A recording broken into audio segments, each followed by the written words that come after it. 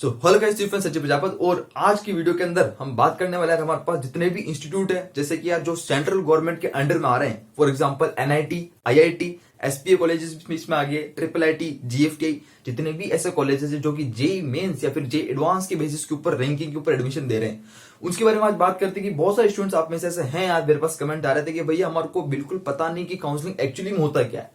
उनको ये भी नहीं पता कि काउंसलिंग क्या होता है और काउंसलिंग कैसे होती है। और बहुत सारों को ये नहीं पता कि एनआईटी और आईआईटी, एसपी जैसे कॉलेजेस के अंदर काउंसलिंग किस प्रकार होती है, कौन कौन सी ऐसी ऑफिशियल वेबसाइट है, कौन कौन सी ऐसी अथॉरिटीज है जो कि इनके ऊपर काउंसलिंग करवाती है।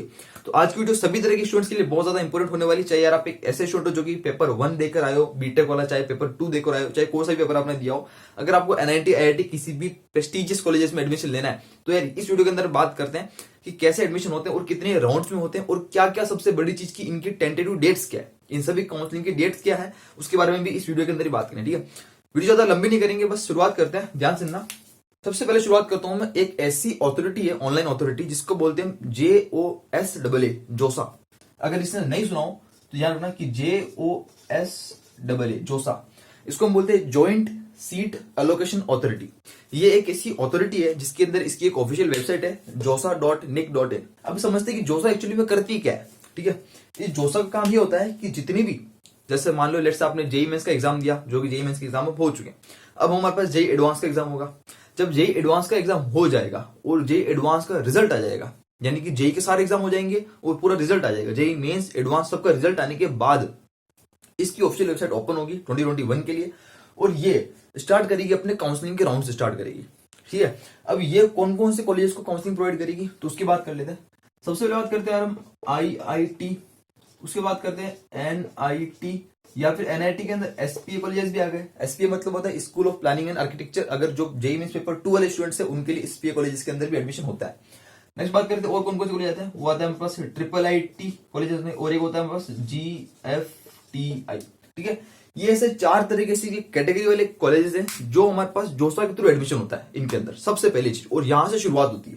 यहां तक पूरी बात क्लियर है। अब बात करते हैं नेक्स्ट की, इसके अंदर टोटल मिलाकर जो सीट काउंसलिंग के राउंड होते हैं, सीट अलॉटमेंट होता है, वो कुल मिलाकर कितने राउंड में होता है। तो यहाँ पर कुल मिलाकर होता है 6 राउंड। कितने होते हैं? 6 राउंड्स। 6 राउंड्स के अंदर यहाँ पर टोटल मिलाकर काउंसलिंग होती है।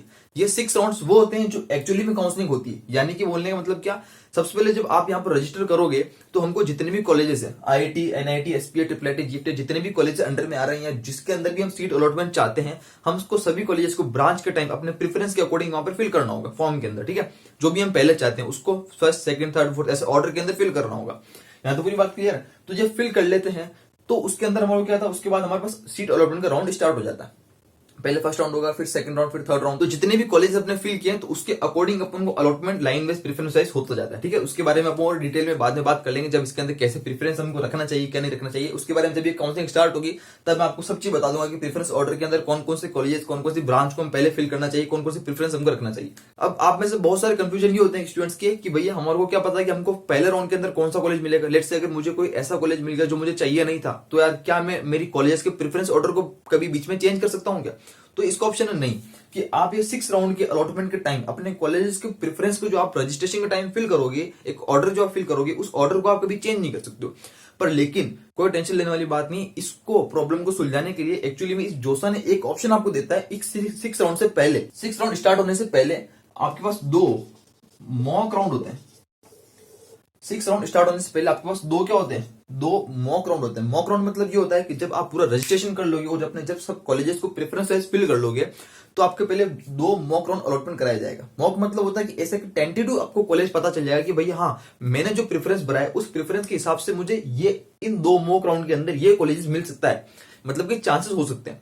तो इस मॉक राउंड के अंदर हमको पता चल जाएगा कि हाँ, कुछ मतलब मेरा प्रेफरेंस ऑर्डर के अंदर कहीं मुझे चेंजेस करने की जरूरत तो नहीं है, ये चीज है। तो मतलब आप ये 6 राउंड के अंदर अपने प्रेफरेंस ऑर्डर को चेंज नहीं कर पाओगे जो आप कॉलेजेस की भरोगे, पर लेकिन ये 2 मॉक राउंड के अंदर हमको आइडिया हो जाएगा तो हम यहाँ पर ही एडिटिंग कर लेंगे या फिर करेक्शन कर लेंगे। जो भी हमको चेंज करना होगा प्रेफरेंस ऑर्डर को, कोई कॉलेज ऊपर भरना होगा, लेट से मुझे एनआईटी सिलचर नीचे चाहिए, या फिर मुझे एनआईटी नागपुर नीचे चाहिए, या फिर मुझे एनआईटी हमीरपुर उसके ऊपर चाहिए, 3rd नंबर पर चाहिए, 2 पे चाहिए, तो ये सब चीज आप कर सकते हो यहाँ पर किसमें, मॉक राउंड के अंदर चेंज कर सकते हो। इसलिए 2 मॉक राउंड पहले कराए जाएंगे, उसके बाद हमारे पास 6 राउंड होंगे काउंसलिंग के एक्चुअल। अब इसमें क्या होता है कि टोटल में जितना भी टाइम है पूरा अलॉटमेंट का 6 राउंड का, ये अप्रोक्सीमेटली आपका 1 मंथ ले लेता है। क्योंकि यहाँ पर क्या होता है ना, बहुत सारे स्टूडेंट्स को जो पहले अगर आपको फर्स्ट राउंड के अंदर लेट से कोई सीट मिल गई, तो उस सीट अलॉटमेंट को आपको एक्सेप्ट करने के लिए उसकी फीस जो होती है उसको भी पे करनी होती है इस वेबसाइट के ऊपर। तो यहाँ पर क्या होता है, उसको एक टाइम लिमिट बहुत ज्यादा लंबा लग जाता है, क्योंकि बहुत सारे स्टूडेंट्स को सीट अलॉटमेंट होता है फर्स्ट के अंदर, किसी को नहीं होता है, किसी को होता है, तो उनको सीट को एक्सेप्ट करने के लिए फीस को पे करने का टाइम दिया जाता है। तो ये सब करते करते 1 महीने तक लमसम ये काउंसलिंग पूरी चलती है। यहाँ तो पूरी बात क्लियर है। कौन सी? जोसा वाली काउंसलिंग, josa.nic.in इसकी ऑफिशियल वेबसाइट है, ठीक है। यहाँ तो पूरी बात क्लियर। अब बात करते हैं कि भैया ये ऑफिशियल वेबसाइट जो इसकी काउंसलिंग ये स्टार्ट कब होगी, एक टेंटेटिव डेट्स हमको बता दो। तो बात करो, देखो मैंने आपको जैसे वीडियो के स्टार्टिंग बोला था कि जेई मेंस और जेई एडवांस का पूरा रिजल्ट आने के बाद ही काउंसलिंग स्टार्ट होती है। एग्जाम के बाद जो रिजल्ट की डेट है वो रिजल्ट अप्रोक्सीमेटली होने वाला है 15 अक्टूबर को। 15 अक्टूबर को रिजल्ट आएगा जेई एडवांस का, यानी कि रिजल्ट आने के जस्ट 1 या 2 दिन बाद ही इसके काउंसलिंग स्टार्ट हो जाती है। यानी कि मैं मान सकता हूँ टेंटेटिव बात करूं तो कितना होगा, 16 अक्टूबर 2021, 16 अक्टूबर 2021 से हम बात कर सकते हैं काउंसलिंग स्टार्ट हो जाएगी। IIT, NIT, SP, triple IT, GFT जितने भी कॉलेजेस है जो कि जेई मेंस के बेसिस के ऊपर मार्क्स ले रहे हैं। अब एक चीज यहाँ पर कंफ्यूजन ये हो रहा था, तो जेईई से 2 ईयर यहाँ पर एडमिशन होता है उसके बेसिस के ऊपर, पर कंफ्यूजन यहाँ पर ये हो रहा है कि क्या नाटा भी एक्चुअली में एनआईटी, आईआईटी कॉलेजेस में जाकर एडमिशन के लिए कंपलसरी है या नहीं है। तो ये एफिसा कोई ऑफिशियल वेबसाइट अभी तक जोसा ने निकाला नहीं है, क्योंकि जोसा ही यहाँ पर कंडक्ट कराती है, सीट अलॉटमेंट राउंड कराती है, तो जोसा ही निकालती है कि कौन सा एग्जाम एक्सेप्टेड होता है या नहीं है। तो अभी तक तो यार जेईई में ही यहाँ पर चलता आ रहा था, और अभी तक इसकी ऑफिशियल वेबसाइट के ऊपर कोई ऐसा अपडेट भी नहीं आया कि आपको एनआईटी, आईआईटी, ट्रिपल आईटी, जीएफटी के अंदर या फिर आईआईटी के अंदर नाटा जैसे एग्जाम की जरूरत है या नहीं है। अभी तक तो जेईई के हिसाब से सब कुछ चल रहा था, ठीक है। तो यहाँ तक पूरी बात करें तो अभी तक तो हम जेईई को ही मान सकते हैं यहाँ पर। और अब अगर होता है तो अब तो शायद पॉसिबल नहीं हो सकता, क्योंकि बहुत सारे ऐसे स्टूडेंट है क्योंकि नाटा एग्जाम नहीं दिया और नाटा तो एग्जाम हो भी गया, तो अब शायद पॉसिबल नहीं हो सकता कि नाटा भी यहाँ पर कंपलसरी कर दिया जाए। तो जहां तक मुझे लगता है जेईई के ऊपर यहाँ पर होना चाहिए एडमिशन। यहाँ तक पूरी बात क्लियर है। तो ये चीज हमारे पास है टेंटेटिव डेज 16 अक्टूबर 2021। यहाँ तक पूरी बात क्लियर है। अब यहाँ पर ये वीडियो खत्म नहीं होती, एक और चीज यहाँ पर आती है इंपॉर्टेंट, जो सुनो।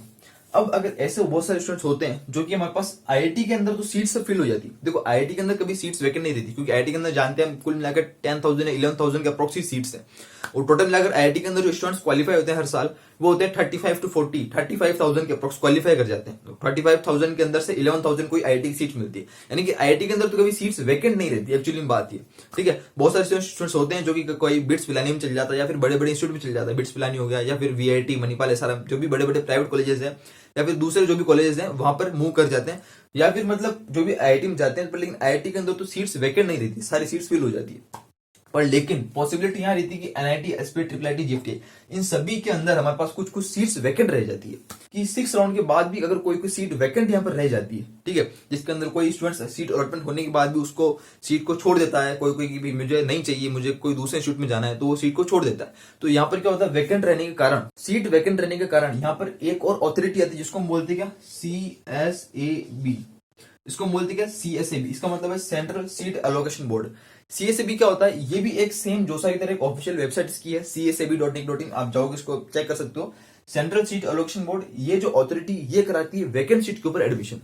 अब मैंने आपको बोला था कि आईआईटी के अंदर तो सीट वैकेंट रहती नहीं है, तो यहाँ पर किस के अंदर होगा, एक तो एनआईटी या फिर एसपीए कॉलेज हो गए, या फिर बात करूँ तो ट्रिपल आईटी, या फिर बात करूँ तो बस जीएफटी है। तो ये जितने भी तरह के कॉलेजेस है 3 कैटेगरी के, यहाँ पर ये CSAB वैकेंट सीट्स के ऊपर एडमिशन कराती है, मतलब ये भी अलॉटमेंट कराती है। अब ये कितने राउंड में अलॉटमेंट होता है, तो यहाँ पर होता है टोटल मिलाकर 2 राउंड, यहाँ पर टोटल मिलाकर 2 राउंड्स के अंदर अलॉटमेंट होता है, यानी जो भी वैकेंट सीट्स है वो यहाँ पर आगे अलॉटमेंट होता है। यानी कि अगर आपको यहाँ पर बाई चांस सीट नहीं मिलती है तो आप CSAB के अंदर जाकर इसके अंदर भी आप कर सकते हो अप्लाई, और यहाँ पर भी आप सेम आपको प्रेफरेंस कुछ भरना होता है, और यहाँ पर भी आपको प्रेफरेंस भरना होता है, और इसके अंदर भी आपको कुछ फीस पे करनी पड़ती है, और सेम जो प्रोसीजर था वही प्रोसीजर सेम यहाँ पर फॉलो होता है। पर ये स्टार्ट कब होगा, जैसे जोसा वाला खत्म हो जाएगा, क्योंकि दिखती सी बात है अगर यहाँ पर जो सीट वैकेंट रहेगी उसी का ही एडमिशन यहाँ पर होगा, ठीक है। तो इन चीजों के लिए यहाँ पर 2 राउंड के अंदर टोटल मिलाकर सीट अलॉटमेंट होता है CSAB के ऊपर, ठीक है। तो कुल मिलाकर बात करो तो एनआईटी, आईआईटी जितने भी बड़े बड़े इंस्टीट्यूट हैं जो कि जेईई के बेसिस पे एडमिशन यहाँ पर ले रहे हैं, तो इसके अंदर जोसा और CSAB 2 ऐसी ऑफिशियल वेबसाइट है, ऐसी 2 ऐसी अथॉरिटी है जो कि यहाँ पर एडमिशन देती है, और ये इनका प्रोसीजर रहता है। और मैंने आपको टेंटेटिव डेट से बता दी कि स्टार्टिंग डेट्स ऑफ जोसा की अप्रोक्सीमेटली 16 अक्टूबर से ही होने की, अप्रोक्सीमेटली मान लो 16 ही मान लो, क्योंकि 15 तो रिजल्ट आता है और जस्ट एक दिन बाद ही, अब हमेशा हर साल जस्ट एक दिन बाद ही जेईई एडवांस के रिजल्ट के बाद स्टार्ट हो जाती है काउंसलिंग जोसा के ऊपर, 16 अक्टूबर मान सकते हैं, ठीक है। तो ये कुछ रहने वाली यहाँ पर दोनों तरह की ऐसा कुछ प्रोसीजर रहने वाला है। ये एक्चुअली मेन यार वीडियो के अंदर बताना था, बहुत सारे स्टूडेंट्स पूछ रहे थे कि भैया क्या होता है काउंसलिंग, तो इसको हम बोलते हैं पूरा काउंसलिंग प्रोसीजर। ठीक है, अब जो यही काउंसलिंग प्रोसीजर हमारे पास आर्किटेक्चर एस्पिरेंट जो हमारे पास नाटा वाले जो एग्जाम दे रहे हैं उन नाटा वालों के लिए भी होता है, पर लेकिन नाटा के अंदर हम बात करते हैं अलग अलग स्टेट काउंसलिंग के थ्रू एडमिशन होता है। जैसे कि आपको लगातार अपडेट मिल रहा होगा कि नाटा के अंदर जितने भी स्टेट काउंसलिंग है कुछ की स्टार्ट हो गए, कुछ के होना बाकी, जो भी होगा आपको अपडेट मिल जाएगा। ये कुछ यहाँ पर रहने वाला है सीन पूरा, और जिसके अंदर भी यार हमारे पास जेई मेंस के थ्रू जितने भी जेई पेपर 2 आर्किटेक्चर के अंदर जितने भी ये काउंसलिंग होने वाली है, इसके अंदर 6 राउंड का अलॉटमेंट होने वाला है। इन सभी की कट ऑफ निकलती है, लास्ट ईयर की भी कट ऑफ हमारे पास है। इन सभी को वीडियोस आपके पास लगातार आते रहेगी और अपडेट आपको मिलता रहेगा। यहाँ तो पूरी बात क्लियर है। एक और चीज यार, चैनल को बने सब्सक्राइब जरूर कर लेना, और साथ ही साथ इंस्टाग्राम को फॉलो नहीं करो तो जरूर से कर लेना, आपको अपडेट भी हर जगह मिल जाएगा। ठीक है, एक साथ मिलते हैं अपने अगली वीडियो में, तब तक के लिए गुड बाय, जय हिंद, वंदे मातरम।